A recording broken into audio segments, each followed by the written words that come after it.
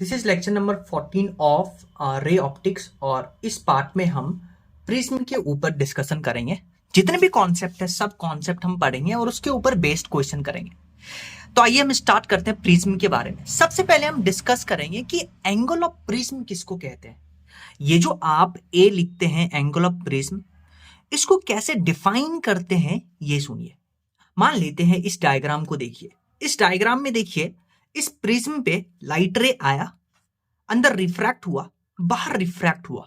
Refraction का यही refraction का कॉन्सेप्ट है कि मीडियम में चेंज आया इसलिए रिफ्रैक्शन हुआ। अब देखिए यहां पे इस प्रिज्म देखिए, जहां से लाइट रिफ्रैक्ट हुआ यानी कि ये दो सरफेस से लाइट रिफ्रैक्ट हो रहा है, तो इन दोनों सरफेस के बीच के एंगल को हम एंगल ऑफ प्रिज्म कहते हैं। तो एंगल ऑफ प्रिज्म को कैसे डिफाइन करते हैं? दो सरफेस जहां रिफ्रैक्शन हुआ है उसके बीच के एंगल को एंगल ऑफ प्रिज्म कहते हैं। जैसे इस केस में देखिए, यहां लाइट रे आया, टकराया, टकरा के वापस गया, यानी इन दो सरफेस के बीच में रिफ्रैक्शन हो रहा है, तो इसके बीच का एंगल हम लेंगे एंगल ऑफ प्रिज्म। सो मान लेते हैं एक आपके पास इक्विलेटरल, मान लेते हैं आपके पास एक प्रिज्म है, उसका एंगल आपको एंगल ऑफ प्रिज्म दिया है ए। इस पे लाइट रे फॉल किया, एंगल ऑफ इंसिडेंस आई पे। जब यहां पहले सरफेस से रिफ्रैक्शन हुआ तो एंगल ऑफ रिफ्रैक्शन R1। फिर जब यहां पे हुआ, लाइट बाहर निकला, तो एंगल ऑफ इमर्जेंस को ई लिखते हैं और यहां का जो एंगल है उसको R2 बोलते हैं। तो जब आप इस सरफेस पे स्नेल्स लॉ लगाइएगा तो बाहर एयर है, तो 1 μ1 sin I equal to μ2 sin R, right. तो इस सरफेस पे स्नेल्स लॉ, फिर इस सरफेस पे स्नेल्स लॉ, और इस सरफेस पे स्नेल्स लॉ लगाइएगा, इस सरफेस पे स्नेल्स लॉ लगाइए। फिर देखिए, अगर प्रिज्म नहीं होता तो ये जो आने वाला लाइट था ये ऐसे डायरेक्ट जाता, पर प्रिज्म के कारण जो लाइट रे हुआ ऐसे डिफ्लेक्ट हुआ है, तो इसको बुलाते हैं डेविएशन। इसको बुलाते हैं डेविएशन और इसको बुलाते हैं एंगल ऑफ डेविएशन। और एंगल ऑफ डेविएशन आपके पास होता है I प्लस ई माइनस ए। और एंगल ऑफ प्रिज्म को लिखते हैं R1 plus R2। R1 plus R2 क्या है? ये पहले सरफेस पे जो रिफ्रैक्टेड एंगल है और दूसरे सरफेस पे रिफ्रैक्टेड एंगल है, तो इसको एंगल ऑफ डेविएशन, इसको एंगल ऑफ प्रिज्म। तो ये दो बातें आप याद रखिएगा। नेक्स्ट आइए हम प्रैक्टिकल परफॉर्म करते हैं। प्रैक्टिकल क्या है कि हम ग्राफ बनाना चाहते हैं एंगल ऑफ डेविएशन और एंगल ऑफ इंसिडेंस में। यानी कि हम बात करना चाहते हैं कि एक प्रिज्म पे जब आप लाइट रे फॉल करवाते हैं तो अलग अलग एंगल ऑफ इंसिडेंस पे एंगल ऑफ डेविएशन अलग अलग होता है। डन। आइए इसको इस एक्सपेरिमेंट को परफॉर्म करने के लिए एक एग्जांपल कंसीडर करते हैं। हम क्या करेंगे, एंगल ऑफ इंसिडेंस को, जो ये एंगल ऑफ इंसिडेंस है, इसको 0 to 90 तक वेरी करेंगे। डन। पहला क्या है, एंगल ऑफ प्रिज्म जो है उसको फिक्स रखेंगे, एंगल ऑफ इंसिडेंस को 0 से 90 तक वेरी करेंगे। मान लेते हैं कि हम लिए एंगल ऑफ इंसिडेंस जो है वो 42 डिग्री लिए यहां पे, तो 42 डिग्री लिए। तो अब आप क्या करिएगा, ये जो प्रिज्म लेते हैं इक्विलेटरल लिए हैं, तो इक्विलेटरल लेंगे तो ए हो गया 60 डिग्री। डन। अगर ए 60 डिग्री हो गया और मान लेते हैं कि एंगल ऑफ इमरजेंस जो है वो 37 डिग्री है, ऐसा मान लेते हैं, तो एंगल ऑफ डेविएशन में आप रखिए आई ई और एंगल ऑफ प्रिज्म रखिएगा, तो एंगल ऑफ डेविएशन आएगा 19 डिग्री। डन। फिर आप क्या करिए, अब लीजिए आप एंगल ऑफ इंसिडेंस 37 डिग्री और angle of emergence 42 degree. Angle of prism तो फिक्स है, इस वैल्यू में, इस फॉर्मूले में वैल्यू पुट करिए, तो एंगल ऑफ डेविएशन आएगा 19 डिग्री। अब ध्यान से देखिए, आप एंगल ऑफ इंसिडेंस पहले लिए 42 डिग्री, तब भी एंगल ऑफ डेविएशन आया 19 डिग्री। फिर एंगल ऑफ डेविएशन लिए, एंगल ऑफ इंसिडेंस लिए 37 डिग्री, फिर भी एंगल ऑफ डेविएशन आया 19 डिग्री। यानी कि कहने का क्या मतलब है कि एक एंगल ऑफ डेविएशन पे एक पर्टिकुलर वैल्यू, देखिए ये एंगल ऑफ डेविएशन है, ये एंगल ऑफ इंसिडेंस है, यानी एक पर्टिकुलर एंगल ऑफ डेविएशन पे आपके पास एंगल ऑफ इंसिडेंस 2 है। यानी कि दो, या तो आप ऐसे भी बोल सकते हैं कि दो अलग अलग इंसिडेंस पे, दो अलग अलग एंगल ऑफ इंसिडेंस पे एक ही डेविएशन मिल रहा है। कैसे? एक एंगल ऑफ इंसिडेंस था 42 डिग्री, एक है 37 डिग्री, पर एंगल ऑफ डेविएशन एक ही मिल रहा है। डन। तो ये एक्सपेरिमेंटल ग्राफ आता है, ग्राफ कुछ ऐसा बनता है और एक पर्टिकुलर एंगल ऑफ डेविएशन पे दो एंगल ऑफ इंसिडेंस मिलता है। डन। तो देखिए ध्यान से, दो एंगल ऑफ इंसिडेंस मिला, पहला मान लेते 37 डिग्री मिला एक पर्टिकुलर एंगल ऑफ डेविएशन पे, तो I 37 होगा, तो एंगल ऑफ इमरजेंस कितना होगा 42 डिग्री। फिर दूसरा मान लेते हैं 42 डिग्री, तो एंगल ऑफ इमर्जेंस कितना होगा? 37 डिग्री। डन, यहां समझ में आया? अब ध्यान से सुनिए, पर ध्यान से देखिए, एक ऐसा वैल्यू है डेल्टा मिनिमम, एक ऐसा वैल्यू है एंगल ऑफ डेविएशन जिसमें एंगल ऑफ इंसिडेंस एक ही है। देखिए, इसको बुलाते हैं मिनिमम डेविएशन। क्या बुलाते हैं? Minimum deviation. तो मिनिमम डेविएशन क्या होता है? जब angle of incidence angle of emergence के इक्वल होता है, angle of incidence angle of emergence के इक्वल होता है, तो उसको बुलाते हैं मिनिमम डेविएशन। तो आइए हम बात करते हैं कंडीशन ऑफ मिनिमम डेविएशन। तो मिनिमम डेविएशन का कंडीशन क्या है? देखिए, मिनिमम डेविएशन का कंडीशन क्या है? Angle of incidence should be equal to angle of emergence, पहला कंडीशन। दूसरा कंडीशन, जो रिफ्रैक्टेड एंगल है R1 और R2 ये बराबर होना चाहिए। अगर ये बराबर हो गए तो आपको पता है angle of basically angle of prism होता है R1 प्लस R2। अगर ये दोनों इक्वल हैं तो एंगल ऑफ प्रिज्म को लिख सकते हैं 2R के बराबर। और मिनिमम डेविएशन आ जाएगा, आपको पता है मिनिमम डेविएशन होता है I plus E minus A. I और E बराबर है तो मिनिमम डेविएशन हो जाएगा 2I माइनस ए। और यहाँ पे जो refractive index of the prism है इसको लिखेंगे sine of A plus delta minimum divided by 2, sine of A by 2। तो आपको देखिए अभी तक क्या याद रखना है, ध्यान से सुनिए। एक तो आपको ये फॉर्मूला याद रखना है डेविएशन का, I plus E minus A, angle of prism R1 plus R2 याद रखना है। फिर कंडीशन याद रखना है मिनिमम डेविएशन का। मिनिमम डेविएशन का condition I should be equal to E, R1 should be equal to R2, A is equal to 2R, delta minimum का वैल्यू और mu sine of A plus delta minimum by 2, sine of A by 2। और minimum deviation पे एक point याद रखिएगा कि जब भी मिनिमम डेविएशन होगा तो जो लाइट रे रिफ्रैक्ट हुआ, ये लाइट रे जो होगा प्रिज्म का जो बेस है उससे पैरेलली जाएगा। तो क्वेश्चन में आपको ऐसा लैंग्वेज भी यूज कर सकता है कि आपको बोलेगा कि क्वेश्चन में कि एक लाइट रे जब प्रिज्म के अंदर गया तो वो प्रिज्म के बेस के पैरेलल हो गया। तो जैसे ही आपके पास ये स्टेटमेंट दिखा क्वेश्चन में तो आपके दिमाग में क्लिक करना चाहिए कि ये जो कंडीशन है वो मिनिमम डेविएशन का कंडीशन है। तो आप ये 5 फॉर्मूला याद करिएगा उस समय। Done. So at minimum deviation light prism के बेस से पैरेलल हो जाती है। जैसे क्वेश्चन देखिए नीट 2015 में आया था। इस क्वेश्चन में 2 मैथ्स का फंडा यूज होगा। क्या होगा, ध्यान से सुनिए। क्वेश्चन में आपको बोला है कि एंगल ऑफ प्रिज्म आपके पास ए है और जो म्यू है प्रिज्म का वो वैल्यू गिवन है cot a by 2। तो आपसे पूछा find out angle of minimum deviation. जैसा ही मिनिमम डेविएशन वर्ड आया तो आपके दिमाग में क्या क्या आना चाहिए? आपके दिमाग में 5 कंडीशन आना चाहिए मिनिमम डेविएशन का। क्या कंडीशन है? I should be equal to E, R1 should be equal to R2, A should be equal to 2R, minimum deviation should be 2I minus A, mu should be sine of delta minimum plus A by 2, sine of A by 2। जैसे ही आपके question में ऐसा language दिखे minimum deviation या light रे prism के अंदर base के पैरेलल हो गया तो ये 5 कंडीशन आपको याद होना चाहिए। अब देखिए क्वेश्चन में आपको क्या बोला है? आपको बोला है एंगल ऑफ मिनिमम डेविएशन बताइए, यानी कि डेल्टा मिनिमम बताइए। अब ध्यान से सुनिए कैसे करना है। म्यू आपको गिवन है, जैसे मिनिमम डेविएशन आया 5 में से एक यूज होगा म्यू का formula sine of delta minimum plus A by 2, sine of A by 2। Mu के जगह पे रखिए आप cot a by 2, म्यू के जगह पे रखिए cot a by 2। पर cot को पहले हम cos और sin में कन्वर्ट करेंगे। तो देखिए cot का वैल्यू होता है cos अपॉन sin, तो cot a by 2 को लिखते हैं cos a by 2, sin a by 2। पहला मैथ का फंडा। डन। तो म्यू के जगह पे cos और sin के टर्म्स में cot को कन्वर्ट करके लिख दिए। तो यहां से देखिए sin a by 2 कैंसिल।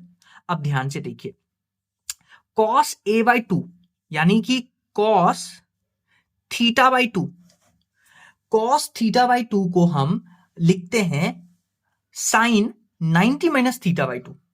ये मैथ्स का फंडा है। cos थीटा बाई 2 को लिखते हैं साइन 90 माइनस थीटा बाई 2, तो इसलिए cos a बाई 2 को लिखेंगे साइन 90 माइनस a बाई 2।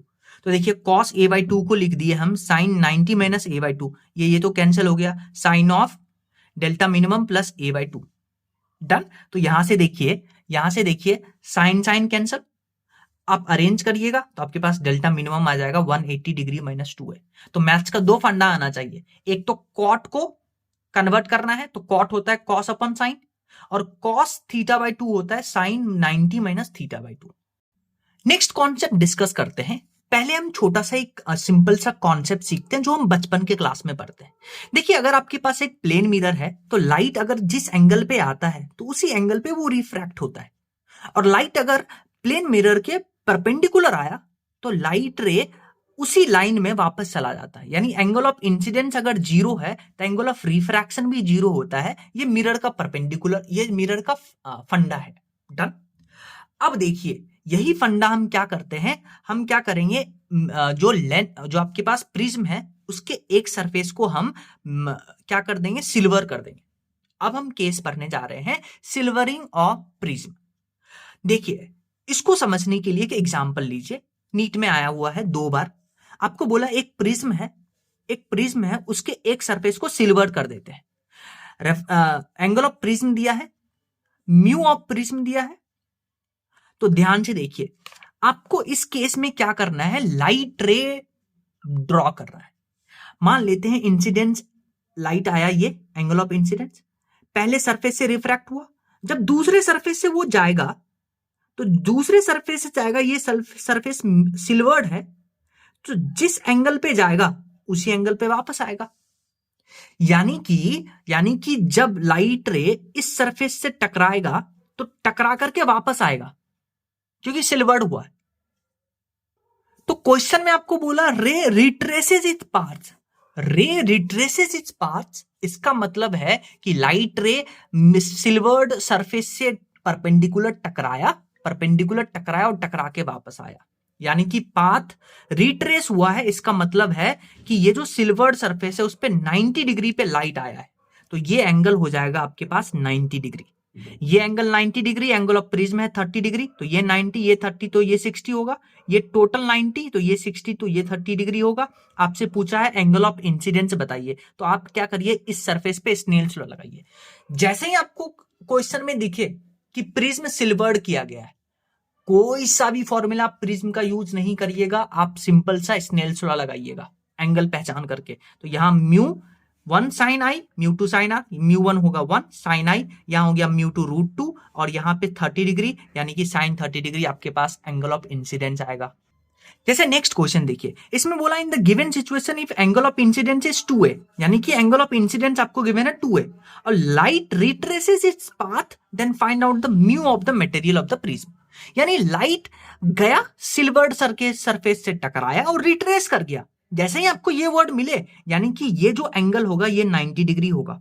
तो मान लेते हैं एंगल ऑफ प्रिज्म ए है तो ये 90 होगा, ये ए है तो ये एंगल होगा 90 माइनस ए, और ये टोटल है 90 डिग्री, तो ये 90 माइनस ए, तो ये ए हो जाएगा। तो एक बार एंगल आप पहचान लिए तो आप क्या करिए, इस सरफेस पे स्नेल्स लॉ लगाइए। μ1 sin 2a equal to μ2 sin a, μ1 sin 2a equal to μ sin a। तो यहां से देखिए आपके पास sin 2a sin 2 थीटा को हम लिख सकते हैं 2 sin थीटा cos थीटा। सो यहां sin 2 थीटा को लिख सकते हैं 2 sin थीटा cos थीटा, तो sin 2a को लिख सकते हैं 2 sin a cos a। तो यहां से देखिए sin कैंसल, तो यहां से म्यू आ जाएगा 2 cos a। नेक्स्ट हम बात करते हैं कॉन्सेप्ट ऑफ थिन प्रिज्म। देखिए, कॉन्सेप्ट ऑफ थिन प्रिज्म क्या होता है, अगर प्रिज्म का जो एंगल ऑफ प्रिज्म है, प्रिज्म का जो एंगल है ए, अगर ये 5 डिग्री से कम है तब यहां पे हम कॉन्सेप्ट ऑफ थिन प्रिज्म लगाएंगे। क्वेश्चन में आपको पहचानना पड़ेगा। तो अगर आपको थिन प्रिज्म दिखे तो थिन प्रिज्म के लिए जो एंगल ऑफ डेविएशन होता है वो होता है μ-1 इंटू ए। ये फॉर्मूला याद रखिएगा, क्या होता है deviation, angle of deviation μ-1 into A. तो अभी तक देखिए, अगर हम बात करते हैं डेविएशन के, अभी तक बहुत सारे फॉर्मूले हम अभी तक डिजाइन कर चुके हैं। Standard formula i plus E minus A, अगर मिनिमम डेविएशन हो 2i माइनस ए, और एक थिन प्रिज्म हो तो angle of deviation equal to μ-1 into A. ये स्पेशल केस है, कब यूज करेंगे, when angle of prism is less than 5 degree. Next हम कॉन्सेप्ट पढ़ेंगे डिस्पर्जन ऑफ लाइट। देखिए, अगर आप एक व्हाइट लाइट को प्रिज्म के अंदर भेजते हैं तो ये प्रिज्म क्या करता है, व्हाइट लाइट में जो 7 कंपोनेंट है उसको अलग अलग म्यू प्रोवाइड कराता है, और अलग अलग म्यू प्रोवाइड कराने से क्या होता है कि लाइट जो होता है, व्हाइट लाइट, वो 7 पार्ट में डिवाइड हो जाता है, और 7 पार्ट में डिवाइड हो जाता है। तो ये जो फिर हम यहाँ पे स्क्रीन लगाते हैं तो यहाँ 7 कलर देखने को मिलता है। इसी फेनोमेना को हम बुलाते हैं डिस्पर्जन ऑफ लाइट। तो क्या होता है, when a white light is incident on a prism, then it splits into 7 constituent colors and this phenomena of light is known as dispersion. अब जैसा कि मैंने आपको बोला कि ये जो प्रिज्म है ये व्हाइट लाइट में जितने भी 7 कंपोनेंट है उसको अलग अलग म्यू प्रोवाइड कराता है। तो आपको पता है कॉचीज रिलेशन से mu is inversely proportional to lambda होता है। अब जैसे ही हम विबग्योर लिखते हैं, क्योंकि व्हाइट लाइट का पार्ट होता है विबग्योर, तो आप वायलेट से रेड जाते हैं तो लैम्डा बढ़ेगा, म्यू कम होगा। अब लैम्डा बढ़ेगा, म्यू कम होगा, इसका मतलब जो रेड है उसका लैम्डा मैक्सिमम होगा, तो यानी कि रेड का जो म्यू होगा वो सबसे कम होगा। अब जो एंगल ऑफ डेविएशन हम बात करते हैं थिन प्रिज्म के लिए, उसका फॉर्मूला होता है म्यू माइनस 1 इंटू ए। अब क्लियरली आप यहां से देख सकते हैं कि angle of deviation is directly proportional to mu, यानी जिसका म्यू ज्यादा उसका डेविएशन ज्यादा। तो बताइए लैम्डा रेड का ज्यादा होता है सबसे ज्यादा, और लैम्डा और म्यू में इनवर्स रिलेशन है, यानी म्यू ऑफ रेड सबसे कम होगा। अगर म्यू ऑफ रेड सबसे कम होगा तो एंगल ऑफ डेविएशन रेड का सबसे कम होगा। इसका मतलब यह है कि जब व्हाइट लाइट को आप प्रिज्म के अंदर डालिएगा तो रेड सबसे कम डेविएट होगा। देखिए अगर ये व्हाइट लाइट प्रिज्म नहीं होता तो इस रास्ते पे जाता, फिर रेड सबसे कम डेविएट हुआ, वायलेट सबसे ज्यादा डेविएट हुआ है। तो यही फंडा है कि लाइट जो है 7 कलर में क्यों टूटता है। डन, तो याद रखिएगा। फिर अगर हम यही लगाते हैं angle of deviation red colour के लिए, तो यहां angle of deviation of red colour लिखेंगे, म्यू ऑफ रेड कलर लिखेंगे इनटू 8। सिमिलरली वायलेट के लिए हम यूज कर सकते हैं। डन। अब क्लियरली आप देख सकते हैं कि वायलेट का लैम्डा जो है वो सबसे कम होता है, तो वायलेट का म्यू सबसे ज्यादा होगा, और म्यू सबसे ज्यादा होगा तो angle of deviation of violet will be greater than red. Done. अब देखिए एक प्रिज्म जो है वो 2 काम कर रहा है। कौन सा 2 काम कर रहा है? एक तो क्या कर रहा है, ये व्हाइट लाइट को 7 डिफरेंट कंपोनेंट में तोड़ रहा है, यानी कि ये प्रिज्म डिस्पर्जन भी कर रहा है, राइट। और क्या कर रहा है, व्हाइट लाइट सीधा इस रास्ते पे जाता अगर प्रिज्म नहीं होता, पर ये प्रिज्म व्हाइट लाइट को मोड़ दिया, यानी कि ये डिस्पर्जन के साथ साथ डेविएशन भी कर रहा है लाइट का। तो एक प्रिज्म का 2 काम होता है, 2 जॉब होता है। डेविएशन मतलब अपने पाथ से लाइट को भटकाना, और डिस्पर्जन मतलब 7 रंगों में तोड़ना। इंपॉर्टेंट पॉइंट है, याद रखिएगा। नेक्स्ट हम कुछ पैरामीटर्स डिस्कस करेंगे, जैसे एंगुलर डिस्पर्जन, याद रखिएगा इसको थीटा से डिनोट करते हैं। मीन डेविएशन जिसको डेल्टा मीन से रिप्रेजेंट करते हैं, और डिस्पर्सिव पावर ओमेगा से रिप्रेजेंट करते हैं। डायरेक्ट आप याद भी रख सकते हैं एंगुलर डिस्पर्जन क्या होता है।